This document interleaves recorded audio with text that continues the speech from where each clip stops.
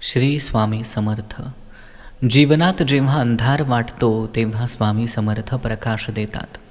स्वामी समर्थांचे नाव म्हणजे आत्मविश्वासाचा झरा. स्वामी समर्थांच्या कृपेनं प्रत्येक संकटाला समाधान मिळते. जो स्वामी समर्थांवर विश्वास ठेवतो त्याचे जीवन सुखी होते. स्वामी समर्थांचा आशीर्वाद म्हणजे प्रत्येक भक्ताचा कवच आहे. भक्तीच्या मार्गावर चालताना स्वामी समर्थ हेच प्रेरणास्थान आहेत. स्वामी समर्थांची आठवण म्हणजे प्रत्येक क्षणातील शांतीचा अनुभव.